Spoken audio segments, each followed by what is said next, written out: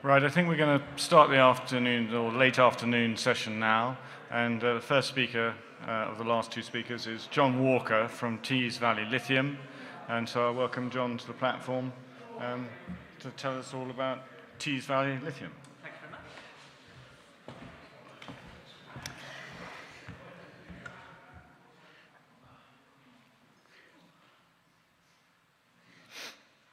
Okay, guys, so not quite the graveyard shift, but almost. So I'll try and give you a bit of an introduction to Teeside Valley Lithium and everything we do.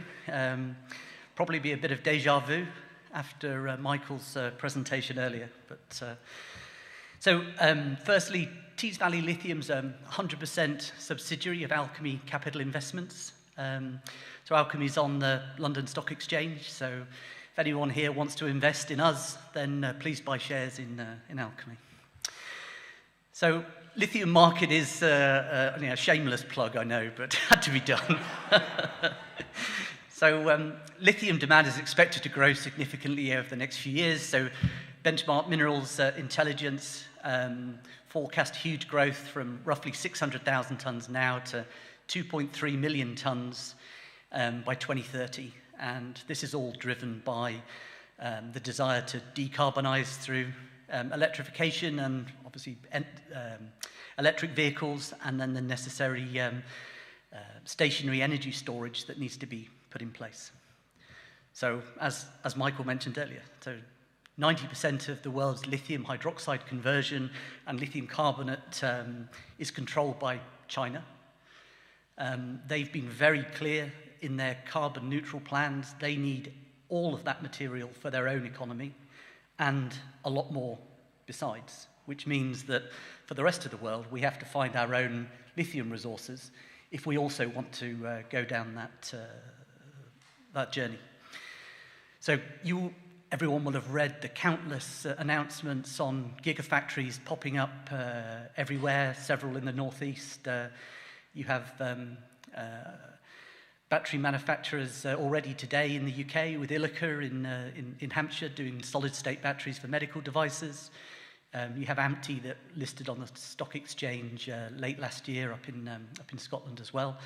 And then, of course, everyone would have heard of British Volt and Envision and of course, with the recent announcements of EV Metals buying Johnson Matthey's NMC battery technologies. So the big challenge here, though, is that there's currently zero lithium conversion and production in Europe.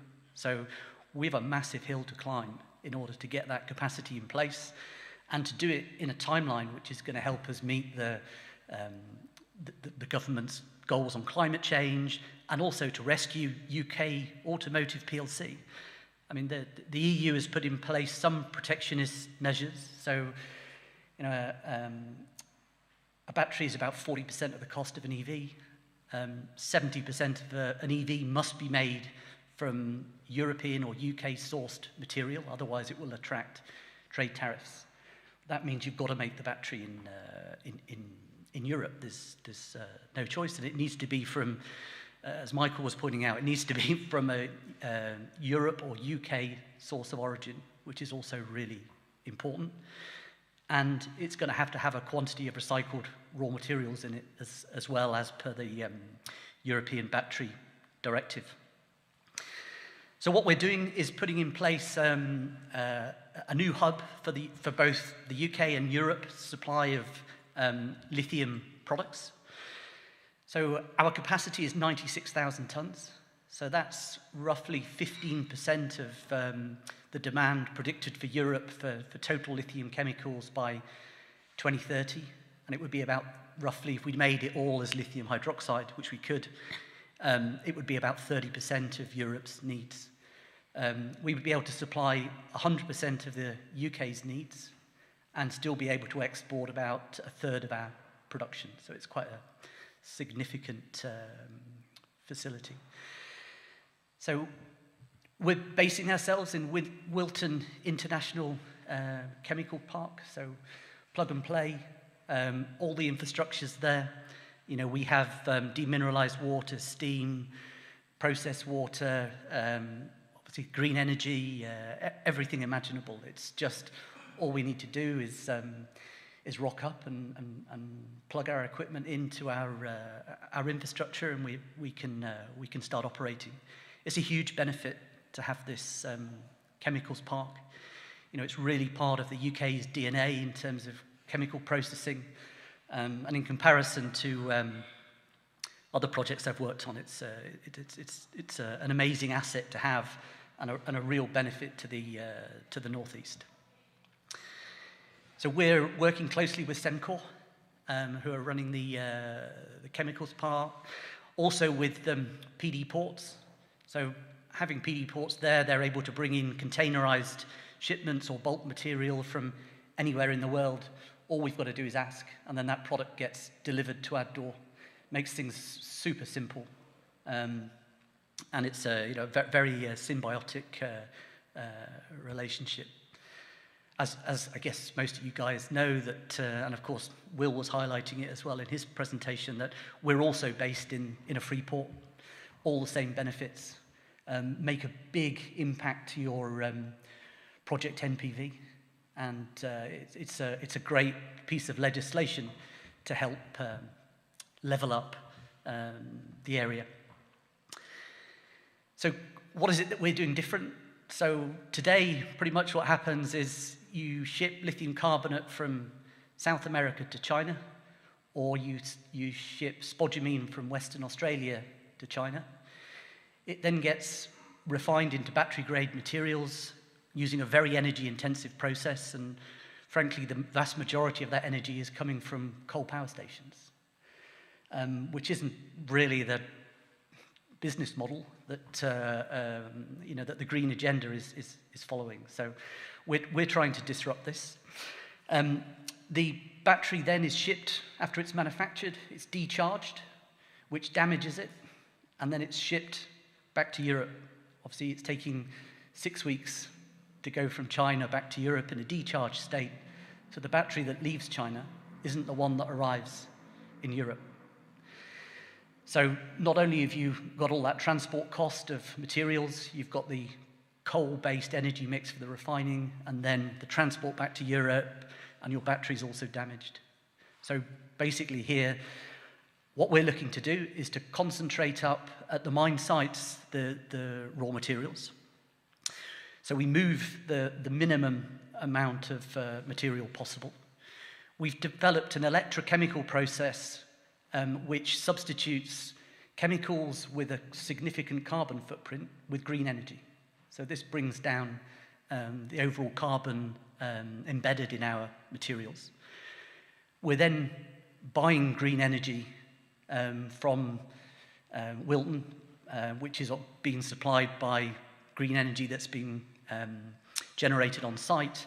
And going forwards, I'm sure with all the offshore wind going in, then this will also be a significant part of our energy mix. And then all the materials that we bring in, so we bring in to the UK, are being transformed into industrial products. So we have 100% of what we bring in either ends up as a lithium chemical or another industrial product like gypsum. We've set up our refinery to have a very flexible feed source strategy. So we can bring in primary lithium sulfate, or what is also known as lithium sulfate monohydrate. So this is basically where the first step of concentrating spodumene up into a lithium chemical is this. We can bring in a crude carbonate, so an unpurified carbonate from brine operations. So we can concentrate up into South America to say 95% lithium carbonate, and then just do the final polishing steps in Wilton in order to make a battery-grade material. We can also, if you extract the lithium from mica projects, so you do this, you calcine the material, you wash it afterwards, the lithium goes into solution, you've then got a brine, you just concentrate it again, don't purify it, send it to us, we'll do the hard work. And then finally on the other feed options that while battery recycling, to most people, they think it's 10 years away because it's end-of-life batteries. But the big win for us is that During the battery manufacturing process, you have 8% scrap, plus you have 2% of off-spec batteries. So 10% of all the lithium going into battery manufacturing from day one has to come back through a recycling route now. So when you do battery recycling, you disassemble the battery, then you take your basic raw materials, you dissolve them in sulfuric acid, you precipitate out the metals, and then the last thing you're left with is lithium sulfate. So we would then just bring in the lithium sulfate from the battery recyclers and just bleed it into our process as a fourth feed. And that, one of the key things about this is that with the brines and the mica sources and that battery recycled material, we're de-risking a lot of our suppliers' new projects, because you aren't having to worry about going to EV-grade material, which means your financiers are not going to be as challenging with you. You'll definitely find it much easier to process, because you're not having to deal with creating something which is 99.9% pure. You're only having to go to, say, 92% purity. And then that's a really easy level to get to. And then passing that material to us, we do the hard work, and we have all the quality systems and things in place in order to satisfy the automotive industry. We can produce lithium hydroxide, we can produce lithium carbonate, and we can also produce nickel sulfate if we recover our sulfuric acid stream and blend it with recycled nickel. Now, nickel sulfate is also another key component of a NMC battery chemistry. So that would really give an advantage to cathode active material producers, because now you would have lithium hydroxide, lithium carbonate, nickel sulfate, plus a huge amount of green energy and a massive amount of space at Teeside, which is now Europe's largest industrial development site. In addition to that, you've got a fantastic talent pool here in the region, at reasonable salary rates. And so when it comes to what's necessary to kind of stimulate an investment in a battery industry, you've now got all the top 5 things that are required. While I don't agree with everything Tesla says, this kind of makes a lot of sense to me. That it's a comment from the Tesla chairman, which is basically says, stop shipping spodumene around the world. Spodumene's 97.5% waste. It only has 2.5% Li in it. Shipping it 9,000 kilometers to China is a lot of unnecessary transport. So concentrate the material up and then move it in a more carbon efficient fashion. We announced this week that we're planning to build a primary lithium sulfate circuit in Western Australia. So this is kind of new news for us. So we have a good relationship with a lot of spodumene producers in Western Australia. We'd like to give them an opportunity now to participate a little bit more in the downstream value. So this is effectively giving them an option to no longer sell everything to China. You now have got another customer, sell it to us, we'll do the concentration and we'll bring it to the UK and then do the refining in the chemicals park. Changing lithium sulfate or lithium carbonate into lithium hydroxide or battery grade also changes the source of origin. So all of these products that are being refined here will be UK sourced, which is a very important thing for the automotive industry going forwards. Just a quick render of our plant here. It's a 22-acre plot. You can see it's quite full. There's a lot of buildings there. We're going to build our capacity out in 4 different lines. First one coming on stream mid to end of 2024, and the last one coming online in 2027. So, it was great to see the Equinor presentation earlier, because we're definitely relying on a lot of that green energy. This is a really energy-hungry process. And even Semcor say that our energy usage is incredibly high for the acreage of our site. I won't bore you with the financials. It's a 1 billion investment, 500 jobs created during construction, and 125 for each line that we put in place. So at the final year, it'll be about 1,000 jobs. As Will mentioned earlier, you've got a multiplier of about ×4 for indirect jobs.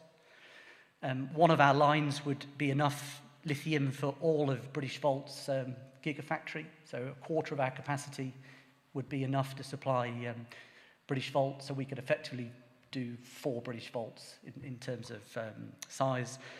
And they're basically one of the most advanced projects in the UK at the moment. So you will have seen this guy on the left, Paul Atherley, in the Pensana presentation. So he's also our chairman and major shareholder of the company. We've brought in people from Johnson Matthey. Apologies for that one, Michael, wherever you are. Also from companies like Dyson, and Dyson exited their EV development program, but they developed a massive talent pool of people that we're able to now utilize in our project. So we're very much industrial people, not necessarily just finance people. We're here to get this project done, not just to market it as a good idea. And that's it from my side. So I guess, any questions? Thank you very much for that, John. We've got some questions for John.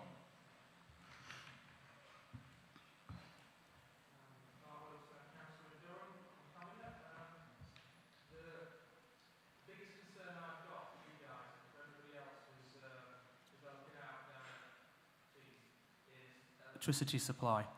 So you're talking about being up and running by certain dates, and you said one date, and then you said 2027. But can we be certain that we'll have the connections to provide the electricity? Because there's such a long waiting list through the grid. And what are you going to do if you don't get that connection in time? Sure. So our first, so a quarter of our first step, we do our capacity in 4 individual steps. So the first one comes online in 2024, and then the fourth one, the final one, comes online in 2027. So it's a kind of yearly staged process. So we have a utilities agreement with Semcor that guarantees us the supply of energy that we need for our build out of our process. So it's really that partnership with Semcor that is key to our electricity supplies. So you're satisfied that you'll be able to achieve that first target then? Yes, for us, we are. Yep. Anyone else with another question? Peter.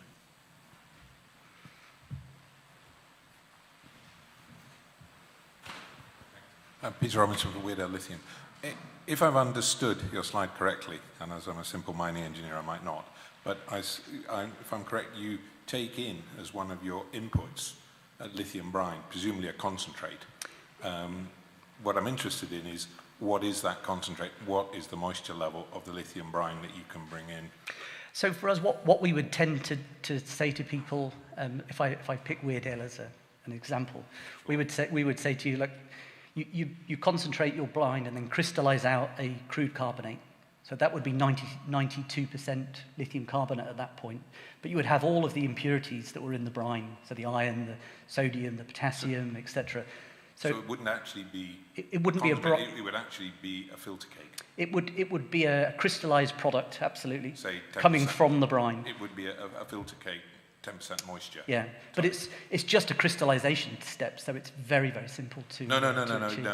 What I'm interested in is the water content. Yeah, 10%, no problem with that. And then that of course, is the standard for being able to ship it bulk and all the rest of it. Without it cake, you want to get it as dry as possible to avoid it caking up, but yes. And equally, we don't want it as a powder because that's harder. Yeah, 10%. It's a lot of energy. The 10% like filter cake would be perfect. But we can work with that. What we would do then with that material is just, we would recover our sulfuric acid stream from our lithium sulfate, and then we would make it down, we'd make down that crude carbonate with that, and it would convert it at that point to a lithium sulfate. And secondly, do you see the production of sulfuric acid being substantial from your process? So we will produce some sulfuric acid from our caustic process, but it's our intention to mix that with limestone to create gypsum. So we have a finished product then that we can do. So it's like a circular route for us. Our electrochemical process reduces the amount of chemicals like sodium hydroxide by about 75 to 80%.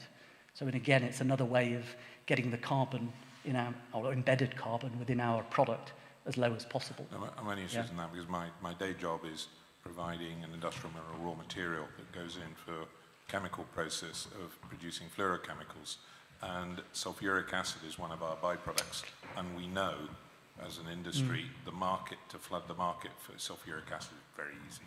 Yeah. And so the market is a defined... That's for hydrofluoric acid production, is it? Yeah. And so if it's going into gypsum, that perfect. Yeah. Thank you. Okay. Anyone else got a question another question for John?